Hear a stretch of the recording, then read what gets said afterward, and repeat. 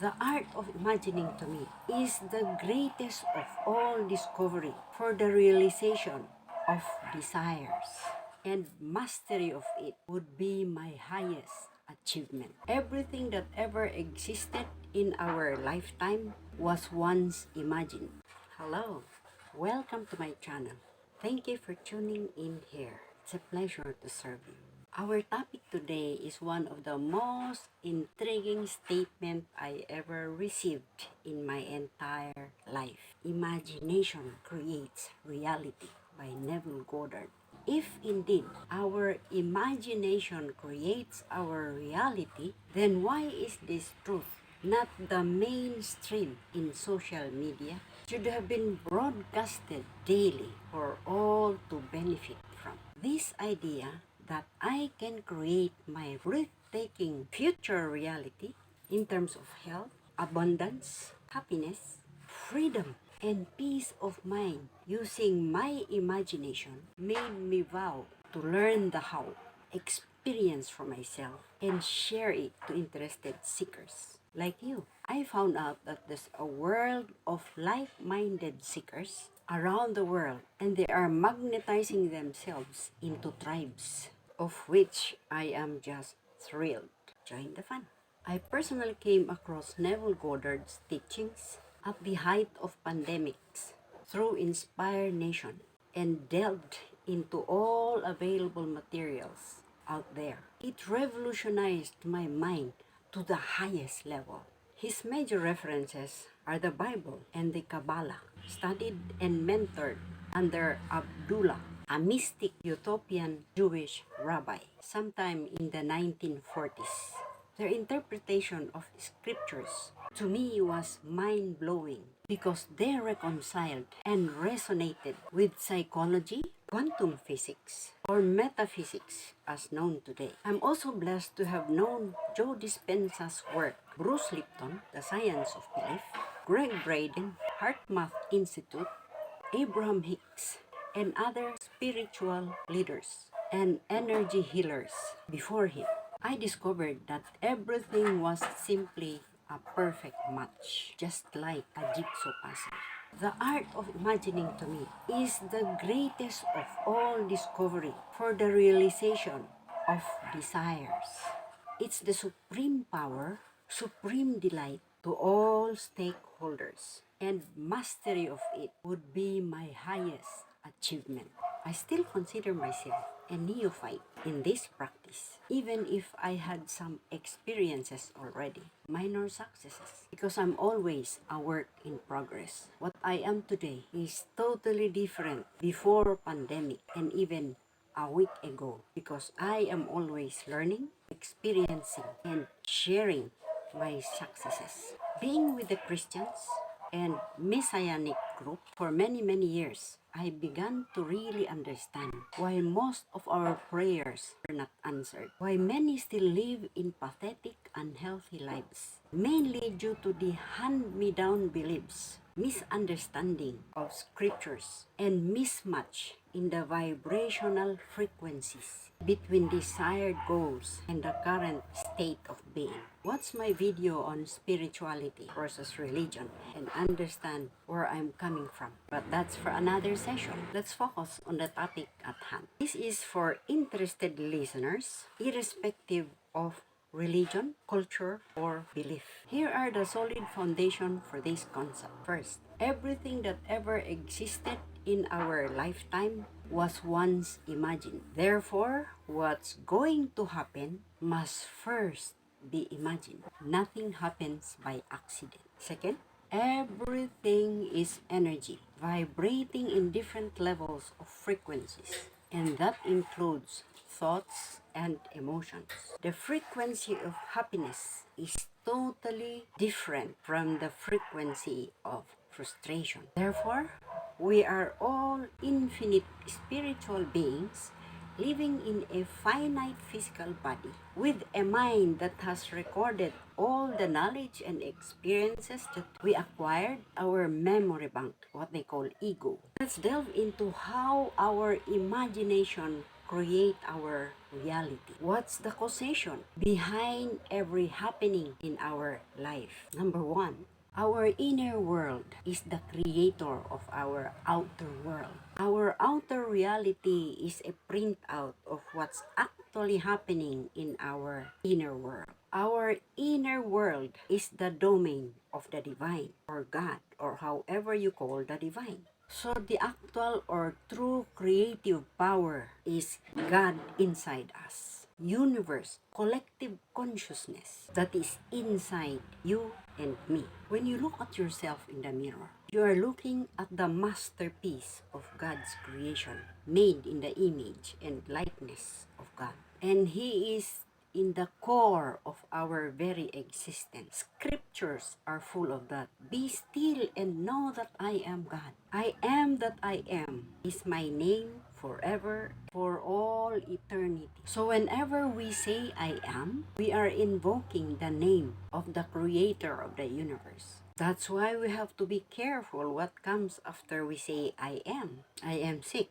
I am healthy. Another verse, it says, the kingdom of God is in you. Therefore, the command to seek first the kingdom of heaven is directed to go inward, not in temples or statues made with human hands. It also says, you are the temple of the living God. Christ, the wisdom and power of God, is in you. 1 Corinthians 1:24. Therefore, He is our intuition. So that if that is our conviction that God is inside us, then nothing indeed is impossible. Let that sink in. Number two, all images or scenes that we are thinking or visioning or imagining started in the mind first before it is acted upon by the body. And every decision and action that we do was based on our belief, previous experiences, accumulated knowledge stored in our subconscious mind. And unless we change the program, we cannot change our action. I like to share you one of my favorite example. A young man was asking his wife. He said,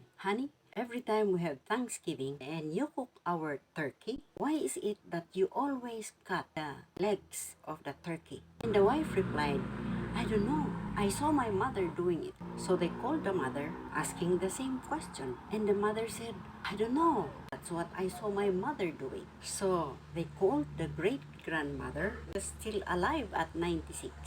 And the great-grandmother started laughing and said, when we bought our first oven, it was so tiny, so I had to cut the limbs. It was never even questioned. And many times, that's what we do. Whatever our elders say, we just believe without even asking why. Check for yourselves. If you are easily affected by negative external circumstances, it means you haven't yet internalized this concept. If you are at peace amidst any chaotic circumstances or events in your life, it means the God in you is in control because you have peace beyond human understanding.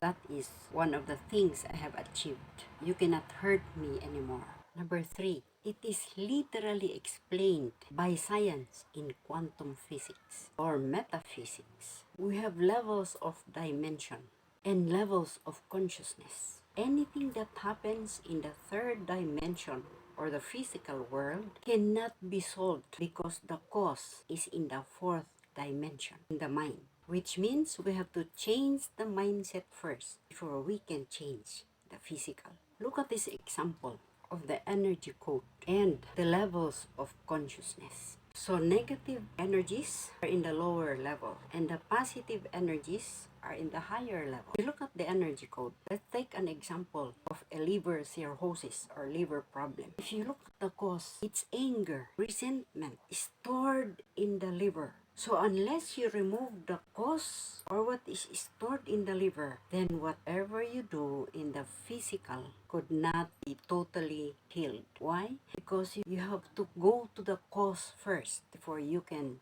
eliminate the effect. The higher energy frequency is the architect of our form and the chemist of our biology. It's the dimension of the divine. And the lower level is the dimension of the physical. I really appreciate that of Joe Dispenza in his book, becoming supernatural. He had a bicycle accident that compressed his 7 vertebrae like an accordion, and he was told never to walk again. He did not go for operation. He opted to do it by meditation. He's a chiropractor by profession. And 1 year, 2 months, he's back to normal using the mind power. That's why I love his book. And he says, if you can believe it, envision it, feel it, touch it, smell it, being so alive in the mind that it feels as if it already happened, then it's going to happen. That's the essence of this creation. As said in that law of attraction, if you want a car, you have to put it in your mind, ride it, feel it, smell the leather, feel the freedom as you drive along in your mind, feel the excitement while driving it, feel that in your imagination, and consider it done.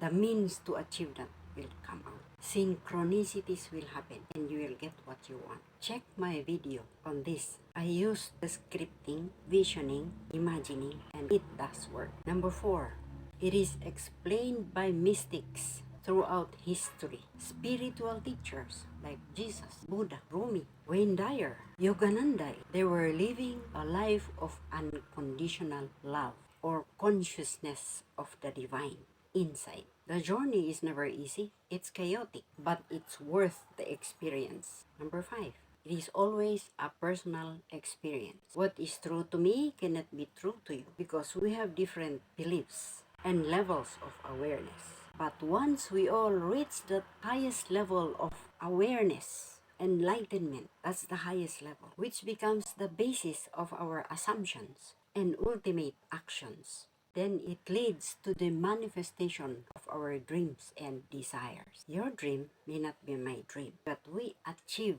our dreams once the process is done correct. Take it from Neville Goddard himself, as he explains it in his own words in 1944, a clip from his lectures on Imagination Creates Reality. The world in which we live is a world of imagination. All that we behold, though it appears without, it is within, in our imagination, of which this world of mortality is but a shadow. Therefore, the secret of imagining is the greatest of all problems, to the solution of which everyone should aspire. For supreme power, supreme wisdom, and supreme joy lie in the solution of this great mystery.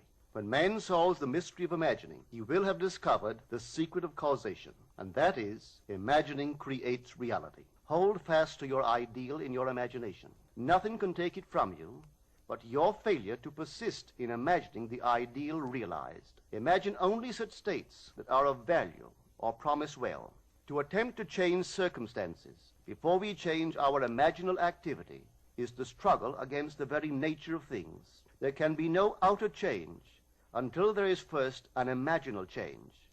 Everything we do, unaccompanied by an imaginal change, is but futile readjustment of surfaces. Imagining the wish fulfilled brings about a union with that state, and during that union we behave in keeping with our imaginal change. This shows us, through the medium of a controlled waking dream, can predetermine his future. That imaginal activity of living in the feeling of the wish fulfilled leads man across a bridge of incident to the fulfillment of the dream. If we live in the dream, thinking from it and not of it, imagination is spiritual sensation. Enter the image of the wish fulfilled, then give it sensory vividness and tones of reality by mentally acting as you would act were it a physical fact. Now this is what I mean by spiritual sensation. Imagine that you are holding a rose in your hand. Smell it. Do you detect the odor of roses? Well, if the rose is not here, why is its fragrance in the air? Our future is our imaginal activity in its creative march. Imagine better than the best you know. Hey, so thanks for your loyalty. You're still here with me. If you want a deeper understanding of the mind, watch this. We create our own reality. Remember, it's not our rational mind that creates infinite possibilities. It's the infinite intelligence, infinite wisdom inside us that creates and brings about our desires into fruition. So whatever you desire for yourself, persist in the assumption of the wish fulfilled. It takes mental toughness to train the mind to do it no matter what external circumstances show up. Otherwise, just live in the end. Bring fun into your life, and it will soon come to pass. If you have learned anything of value, please comment below and subscribe to my channel. Thank you so much. See you then. I love you.